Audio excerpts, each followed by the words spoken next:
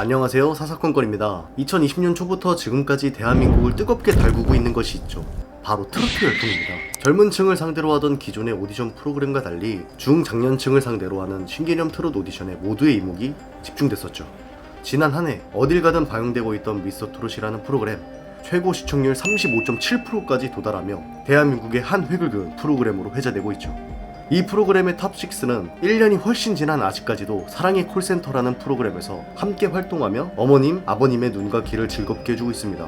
최종적으로 선정된 진, 임영웅, 그에 이어 선으로 결정된 영탁. 그 중에서도 영탁은 막걸리 한 잔이라는 곡으로 사람들에게 이름을 알렸는데요. 이때 예천양조라는 회사가 영탁을 모델로 계약하여 이른바 영탁 막걸리를 출시하기로 했습니다. 막걸리 한 잔, 신선한 막걸리 영탁!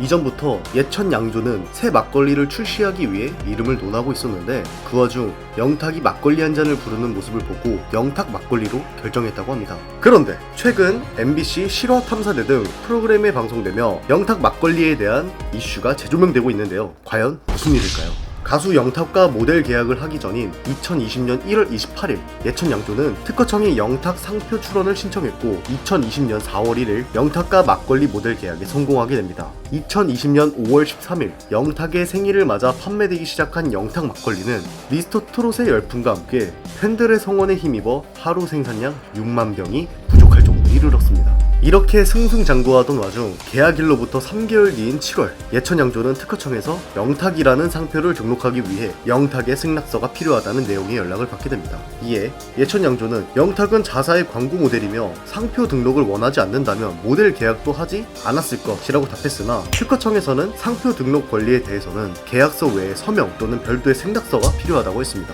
예천양조는 영탁의 부모에게 상표 등록 승낙서를 받아달라고 요청했으나 수개월간 승낙서를 받지 못했고 결국 특허청은 2021년 4월 19일 예천양조가 제출한 상표 등록 신청을 거절합니다. 이후 영탁 측에서 그동안 상표 등록 승낙서를 주지 않은 이유가 드러나며 예천양조와 영탁의 재계약 논란은 불거지게 됩니다. 바로 2020년 8월 19일 예천양조가 영탁의 부모에게 승낙서를 요청 중이었던 사이 영탁의 소속사에서 상표를 출원했다는 사실인데요. 영탁의 막걸리 모델 계약은 지난 2021년 9월 14일까지로 만료 3개월 전 영탁의 모친은 재계약 내용을 예천양조 측에 이와 같이 전달했다고 합니다.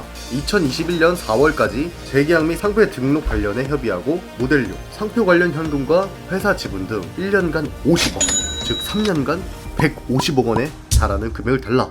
이에 예천양조는 요구액이 현실적으로 불가능하니 현실에 맞는 금액을 주겠다고 말하며 이후 6월 협상에서 최종적으로 7억 원을 제시했으나 영탁 측과 입장 차이로 결국 재계약은 성사되지 못했습니다. 여기까지가 영탁과 예천양조의 계약 내용인데 영탁 측의 소속사에서는 예천양조의 모든 주장이 영탁이라는 상표권 갈취를 위한 공갈과 비방이며 회사에 150억 원을 요구한 사실이 전혀 없습니다. 오히려 막걸리 회사 측에서 영탁의 이미지 손상을 거론하며 모친을 협박했습니다.